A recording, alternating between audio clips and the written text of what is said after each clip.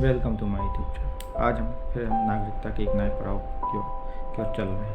नागरिकता से क्या होता है यह हम बात करने वाले हैं। नागरिकता एक असमानता को कम करता है, भेदभाव को कम करता है, एक बहिष्कृत समाज को समाज की मुख्य धारा में लाता है। राजनीतिक पहचान एक राज्य दे देता है जिससे आप नागरिक हो जाते हो। सिर्फ यही नहीं, आप अपने राष्ट्र के प्रति एक सामूहिक पहचान मिल जाती है, राष्ट्र में अपने सदस्यों में सामूहिक पहचान मिल जाती है। और यहाँ तक ये भी देखा जाता है कि अगर आप नागरिक हो जाते हैं तो भेदभाव की कमी हो जाती है और आप राज्य को जवाबदेही तय करने लगते हैं, राज्य की जवाबदेही तय करने लगते हैं। सिर्फ यही नहीं, ये भी देखा जाता है जहाँ सक्रिय नागरिक और निष्क्रिय नागरिक दो तरह से नागरिक देखे जाते हैं। जो सक्रिय नागरिक होते हैं वहाँ की सरकार को बहुत ही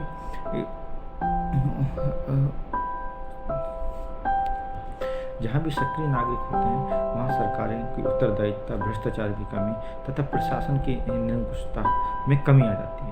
सिर्फ यही नहीं, सक्रिय राजनीतिक एक आंदोलन से सरकार को जवाब दे तथा उस विश्व में इसलिए बढ़ता जा रहा है क्योंकि ये देखा जा रहा है जो पश्चिमी समाज है वहाँ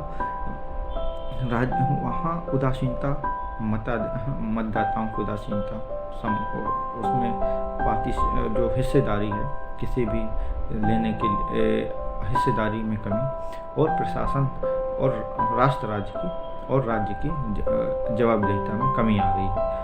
इसीलिए यहाँ भी भारत में बहुत ही ये वर्ग संशोधन अधिनियम है, तो इसलिए नागरिक का बड़ा ही महत्व बढ़ता जा रहा है। इसलिए बढ़ता जा रहा है क्योंकि आज हम देख रहे हैं जो भी सरकारें आती हैं, जो भी समाज है, विविधीकृत समाज है, बहुसांस्कृतिक समाज है, इसमें एक पहचान अस्तित्व की पहचान खतरे में आ रही है। इसलिए ये सब नागरिक इसलिए महत्वपूर्ण हो जाता है। भारत में अस्मिता का संघर्ष पूरे विश्व तल पर छाया हुआ है। भारत में भी इस चीज़ का देखने को मिल रहा है। बहुत महान समाज वैज्ञानिक जैसे T.H. मार्शल ने भी उन्होंने एक एक्सपेरिमेंट किया। उन्होंने ये देखा कि एक कार्यरत वर्ग है, एक बहिष्कृत सामाजिक समूह है। उन्होंने देखा इन दोनों में कैसे पहचान विकास हुआ है। उसका उन्होंने जब देखा कि इनकी पहचान एक और बहिष्कृत सामाजिक समूह में दोनों के जो विकास का चरण है बहुत ही उच्च हो जा रहा है। उसका कारण है कि नागरिक अधिकारों के विकास की उनको हो गई कि नागरिक हैं, इसलिए नागरिकता से उनके व्यक्तिगत विकास और दोनों की एक पहचान बनती चली गई। पहले तो सिर्फ कार्यरत वर्ग की पहचान थी, बहिष्कृत सामाजिक समूह की कोई पहचान नहीं थी। जब से नागरिक अधिकारों का विकास हुआ उनके भी एक पहचान के रूप में आ गई। इसी तरह एक और सामाजिक वैज्ञानिक हुए जिनका नाम है ब्रायन टर्नर। उन्होंने भी देखा कि ये जो हो रहे हैं सामाजिक आंदोलन हो रहे हैं, वर्ग संघर्ष हो रहे हैं, इनका ये हो क्यों रहे हैं, इनका ये क्यों हो रहे हैं, इनका मूल क्या चीज़ है। उन्होंने देखा कि ये जो वर्ग संघर्ष और सामाजिक आंदोलन है उसका मूल है नागरिक अधिकार मौलिक रूप से नागरिक अधिकारों से जुड़े हुए हैं। यानी आप अगर नागरिक बन जाते तो वो सब अधिकार मिल जाते हैं जिससे कि आप अपने व्यक्तिगत विकास या समाज के विकास या एक क्षेत्र के विकास या पूरे राष्ट्र का विकास या एक पूरे अपने राष्ट्र को एक विश्व के स्तर पर विकास के रूप में आप ले जाते हैं। यानी आपको एक स्वशासन और स्वकेंद्रित व्यक्ति का निर्माण करता है। स्वकेंद्रित और स्वशासन से व्यक्ति का निर्माण करता है। इसी तरह जब सामाजिक आंदोलन बहुत का रूप देखने को मिलता है तो उसमें ये देखा जाता है सत्तासीन राज्यों के प्रति होते हैं। उसका कारण होता है कि जो सत्तासीन राज्य होते हैं, जो सत्तासीन शासन होते हैं, वो व्यक्ति के अधिकारों को वायलेशन करते हैं, यानी कि व्यक्ति के अधिकारों का उल्लंघन करते हैं, उनको अधिकार नहीं देते हैं और करते सक्रिय नागरिक ही सामाजिक आंदोलन में भाग लेते हैं। निष्क्रिय नागरिक हो जाने से सत्तासीन राज्यों में सबसे ज़्यादा उनमें भ्रष्टाचार की बढ़ोतरी हो जाती है। बड़े पैमाने पर उनके कार्यालयों की कोई जवाबदेही नहीं होती है, असहिष्णुता विरोधियों में आ जाती है, मौलिक अधिकारों के में भी कमी हो जाती है, कोई कार्य संस्कृति में नहीं होती है। जब एक निष्क्रिय नागरिक हो जाते हैं तो तब ऐसे ही सत्तासीन राज्यों में बन जाते हैं। जब आप सक्रिय नागरिक होते हैं तो आप सरकार से इन सब से जवाब मांगते हैं। अगर आप जवाब मांगते हैं तो सरकार की पारदर्शिता बढ़ जाती है, जवाबदेहिता की कमी, जवाबदेहिता से पारदर्शिता आ जाती है।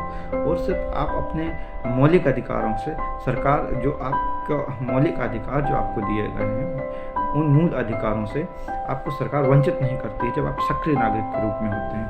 और विरोधी भी उस चीज़ को अच्छे ढंग से प्रेजेंट करते हैं, वो भी अपने अगर होंगे तो वो करते रहेंगे। इसी तरह से एक आधुनिक प्रजातंत्र निर्माण होने में एक स्वस्थ और स्थिरता नागरिक होने बहुत जरूरी है। सिर्फ इसलिए गैल्सन एक सामाजिक विज्ञान, उन्होंने सुझाव दिया कि स्वस्थ प्रजातंत्र के लिए क्या होना चाहिए। अगर स्वस्थ प्रजातंत्र है तो उनका एक निश्चित जवाबदेही होनी चाहिए। राजनीति को जो विरोधी हैं उनको भी एक राजनीतिक व्यवस्था में अच्छे तरीके से भाग लेना चाहिए और सरकार को जवाबदेही बनाना चाहिए।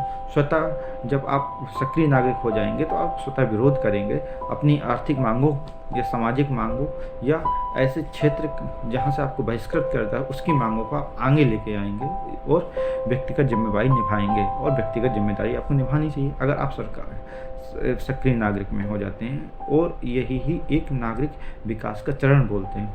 आप अपने अधिकारों के शासक कर्तव्यों का निर्वहन करने लगते हैं तो आप एक समाज का निर्माण करते हैं, एक जवाबदेही सरकार और तानाशाही सरकार से बचते हैं। नहीं तो आपने ये भी देखा कि हिटलरशाही एक विकास हुआ, हिटलरशाही शासन, उसका भी एक उसमें देखा गया कि एक सक्रिय नागरिक नहीं थे, जिससे सरकार का भ्रष्टाचार और सरकार में, और वो अपने अपने सामाजिक संगठन या नागरिकों के लिए कुछ नहीं सोचती है, स्वयं को ही अपने आप व्यक्ति के विकास, अपने ही विकास में जो भी संसाधन होते हैं उनको खर्च करती है, न कि नागरिक के विकास के लिए। इसलिए एक सक्रिय नागरिक